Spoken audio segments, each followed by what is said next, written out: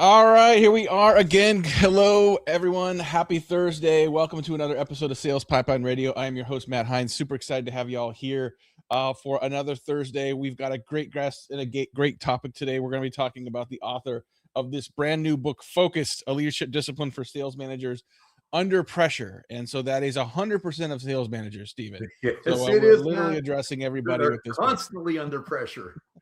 I want to meet the sales manager who is not under pressure because I think we need to capture it. We need to study it and find out why that is I'll true. tell you where to go. Yeah. Friday on the golf course, you may find a few there. Yeah. Although, if they still have their phones, they're still under pressure. They're still under, well, then they're under pressure no matter what. But we're going to get to that here in a minute. Thank you, everyone, for joining us. If you are joining us live, we are streaming live on LinkedIn and YouTube. Thank you so much for joining us and making this part of your work day and work week. If you have a comment on something that you see and hear today, throw that in. And for those of you live, we'll be able to see it. We can respond to it. We can put it up on screen and we'll have some fun with that. If you are watching or listening on demand, thank you so much for subscribing and downloading. Over 250,000 sales and marketing professionals have been listening to Sales Pipeline Radio. I just really appreciate everyone who's joining us on a regular basis. Every episode of Sales Pipeline Radio, this one, the next one, all hundreds of episodes in the past available at salespipelineradio.com. Very excited to have today our guest, Stephen Rosen, the founder of Star Results, sales influencer, sales coach to the stars, author of numerous books, including this new book, Focus. Stephen, thanks so much for joining us today. Matt, I'm so pumped to be here and chatting with you. This makes my week. Oh my goodness. Well, thank you. I appreciate it. I appreciate being able to get a couple minutes with you to be able to talk to people about this book. Cause I've enjoyed reading what you write and learning from you over the years. For those of you who don't know who you are, give us a quick intro to Stephen Rosen. Okay. Oh my God, I haven't done this in like 2 days. No, I'm just joking. Well, I come from sales. I'm a sales guy through and true. Spent 15 years in sales leadership. Well, started as a sales rep and went through all the leadership roles. Was VP of sales of 2 companies, and I believe had tremendous results. I had some great teams. And for the last 23 years, I've run my own business called Star Results. And we have evolved Star Results over time, from sales training to sales leadership to now my new era or new thing I'm focusing on is sales leadership infrastructure, which is, I think, a new concept. Others may disagree, but I've really spent some time thinking about why things don't work in sales. Awesome. Well, I can't remember when I first came across you. It might have been 2012. I don't know if it was your first book. It was the first book I saw of you. It was 52 Sales Management Tips, the Sales Manager's Success Guide. You also have the Sales Leadership Awakening podcast. And so if you want to learn more from Stephen, look him up, look up Star Results. You're going to find a ton of different formats for how he's just helping sales professionals, sales leaders, sales managers overall. I've heard you say this before, and I think this is central to the concept behind Focused. It's that execution doesn't break suddenly, it drifts. You got it. What does that mean, and why is that central to this book? Well, here's the thing. When something breaks, it breaks, and you know it breaks. So if you think of every quarter, the company's working hard, the salespeople are trying to close up deals, and then what happens is maybe you miss on a quarter. Well, that goes back. The only time we realize that we've missed is when we hit the time. Yeah. But it's a slow process where sales managers don't coach their reps. They don't reinforce training. They're not following up on execution. Standards when pressure starts to build. Now, pressure, as we said, is always there, but at the end of a quarter, it starts to build. And we drop our standards. Okay, let's see if we can sneak this deal in. And basically, it's a slow process. It's like a leak. It's like having a slow leak in your basement. You don't even notice it until it becomes a big leak or until you walk into some water. Right. So the fact is, sometimes we don't even know what's going on, even though we think things are great. So as I read through this book, it's not meant to be kind of like I guess I would say sort of it's more of a field guide, I guess is the way I would kind of describe this, right? I call it an operating manual. I saw someone describe it as quote unquote like a punch in the face. Ah, And so there's that as well, which, sometimes we need to sort of get us back on course. But I think I found there was 3 areas really critical in this book that I wanted to make sure we touch on: okay. coaching, inspection, and enforcement of standards. You Um, got it. Those are let's three. talk about all 3 of those, starting with coaching. Okay. And I learned from one of the best sales managers I've ever worked with, because I mean, as a marketer, right? I'm on the marketing side.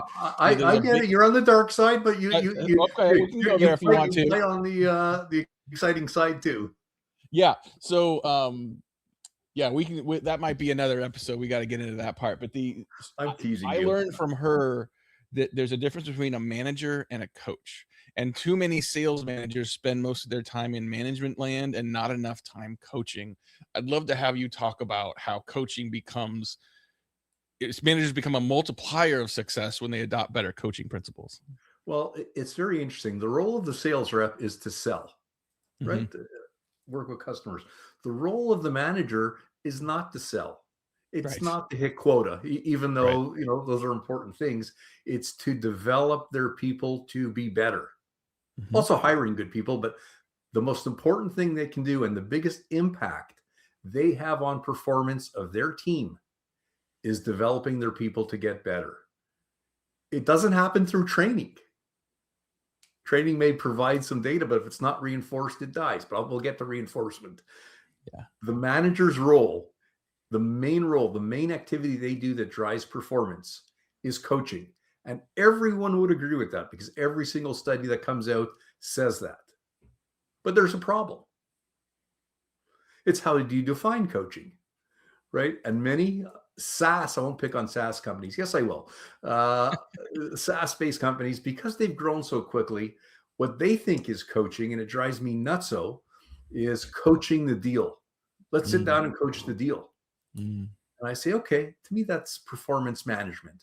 Others may disagree, but coaching is developing the skills to close the deal, to get the deal, to do good discovery, to do good prospecting. That is where coaching comes in. And coaching can happen where I am right now, sitting behind the desk. The only way in my old days when I used to be a manager, and I wasn't the greatest coach, but I was out in the field observing. And that's what, to me, what really good coaching is. I've been watching a lot of hockey games. I'm Canadian, so I like hockey. But you don't notice the coach sitting in the dressing room except in periods. During the game, they're standing on the bench or behind the bench, and that's what coaching really is.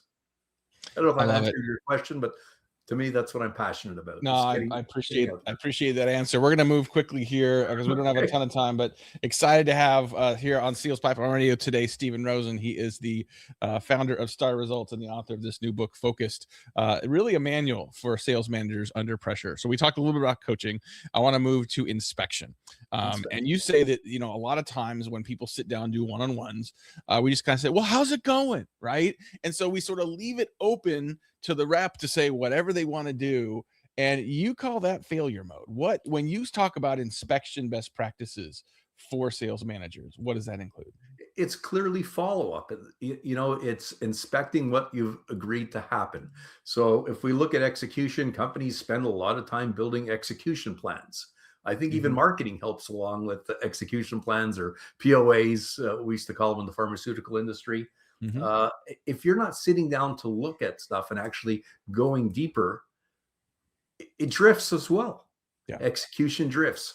And inspection, is not coaching. It's getting into, it's kind of the management part. It's the nitty gritty details that you can't accept superficial answers when you're inspecting a deal and you say, who are the deal makers? Or how come they haven't sat down with you? In many cases, the rep will just kind of give you a quick answer, but not necessarily the truest answer, Mhm. or they haven't really thought about that. So the manager's job is not to get the deal. It's to inspect what the rep is doing. Are they following through? And I don't consider it micromanagement because some people think, oh my God, Steven's saying we should be Right. micromanagers, right? But periodic planned inspection. My good buddy Mike Weinberg does his accountability meetings. Yeah. Okay. And that's a standard for me that I do it every month, or I teach my clients to do it every month, is sit down and review what you agreed to last month, what your results are, what activities you plan, and are you on track? That holds people accountable. Accountability is key. I think Yeah. inspection is good. Is there a line between inspection and interrogation that you want to sort of maintain? Where do you balance? So part of it is when I do inspection, I ask a lot of managers, are your sales reps high paid professionals? And everyone says yes. Mhm. And then I say, or are they burger flippers?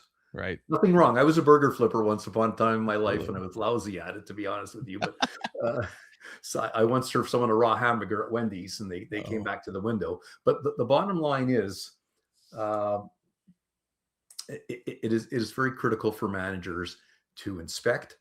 My expectation is when you have a accountability meeting, is the rep is responsible to come prepared. So you're not interrogating them. Their job is to tell you what's going on, what's working, what's not working, and what they're doing about it. So so it's the not the manager say, why hasn't this been done? right. My expectation is the rep comes, and I know when I used to go see my boss, if things weren't happening, I'd come and say, okay, we're missing here, but this is what I'm doing about it. Yeah. The difference in philosophy. I think it's important, and I'd encourage folks to sort of read. There's more examples of how to do that, and some talk tracks in the book as well to sort of get into sort of more accountable inspection mode. So we talked about coaching, we talked about inspection. Let's talk about enforcement of standards. So if we premise that this book is for managers under pressure, what that makes me think of is like the famous, one of the poet laureates of our time, Mike Tyson, once said, "Everyone's got a plan until they get punched in the mouth." And when Ah, you get punched in the mouth, sometimes when you get under pressure, you kind of go into sort of like fight or flight mode, yeah. and you just start like sometimes you throw out the playbook, which is the playbook is for those times, not for throwing it out. Talk about the importance of standards and keeping focused on the process even under pressure. Okay. So I'm going to throw a little bit of a curveball here. Okay. Um, so to me, enforcement is the missing link. Okay. Yep. And people are going to say, isn't enforcement, isn't it mean? Isn't it bad? But the problem is things break down. And when I talk about enforcement, and I know you've mentioned the book is for managers, the curveball is it's not really for managers. The book is for the second line leadership who is doing a lousy job on enforcement. Yep. And that's where the system breaks down. The CRO probably looks at what are the key standards. I talk about in chapter 5. What are the three things? So the three things are the three things, and that's what you focus on. But Mhm. where things break down on the enforcement level is not the frontline manager. It's the middle, where the second line managers don't really know what they're supposed to be doing, and they're supposed to be enforcing standards Mhm. even when pressure is on. So it Mhm. doesn't mean calling the rep and saying what's happening with, or the manager, what's happening with the Acme deal. The difference in the conversation is, how are you developing Stephen? How many days have you spent in the field? Right. The conversation changes because you're enforcing coaching. If you're enforcing execution, how is it going with our execution plan? Who's having challenges? What are you Yeah. doing about it? And the enforcement component, because Matt, I've spent 20 odd years coaching, teaching managers how to coach. So first, I'm just gonna you tell me how we're doing for time. We're But good. okay, we're good. So first I would do an assessment. How are you as a coach? Get feedback from the sales reps. Then I teach coaching, and I'd go away, and after 6 months, the coaching program wasn't being used. Mhm. Then I said, okay, I'm not doing training without coaching, Mhm. meaning I would coach the managers for 3 or 6 months as part of a program. Mhm. And that worked pretty good. And then it would tail off. Where I had my epiphany after 23 years, I'm a late bloomer. Mhm. Where I had my epiphany is one senior director got up and said, whatever we learned over the last 2 days, we're going to implement. And the manager said, we love it. Guess what? We just don't Mhm. have time. How are we Yeah. going to fit all this stuff into we're already busy, Right. right? Because that's part of the issue that I talk about. Managers are set up to fail because they're busy. So what we did is we set up a task force of getting rid of low value activities so they can do the high value activities. And this leader, who I love, enforced the system. And that is the missing step, because I've seen great results on organizations that have included enforcement. And that's where the book comes from. I've talked about focus, believe it or not. If you go back to my blog, my first articles were about focus, a different shade on focus. But what the key is here, the missing piece that organizations forget is the enforcement component. So I'm glad you brought that up. I didn't send you a list of questions. You did not. That is the crux of the book. And it's not, managers will learn a lot from focused. Yeah. But it's the second line who get punched in the face. That's yeah. And there's a level of sort of self-accountability that I pulled from this as well, right? Like it's your sales managers keeping people accountable, but also like, I mean, you cited like 60% of new sales managers fail in the first 18 months. 80% of sales leaders admit to feeling out of control or drowning. And, you know, you can feel that way in any job, in any context, but to be able to you're the first person that has to be focused. You're the first person that has to stay disciplined, stay accountable, to stick to the standards. Not only because you set an example, but because you need that for yourself to carve out the time and the space to do the coaching, to do the work you need to do to make your team successful. You're right, Matt. Here's the problem. Sometimes the problem is senior management. Yeah. Sometimes the problem is your reps. Right. Because managers think they equate, and I talk about this in the book, they equate busyness with leadership. Right. They're not the same. Right. You know, clearly they're not the same. But how many managers, you said 80 or 90% are overwhelmed. It's because they don't know how to say no. So their boss sends them a Slack. I don't even know what Slack is. I never used it. But they send them a Slack or a text message. Yeah. You know, I'm only one man in my organization, plus I guess some support. They send them a note.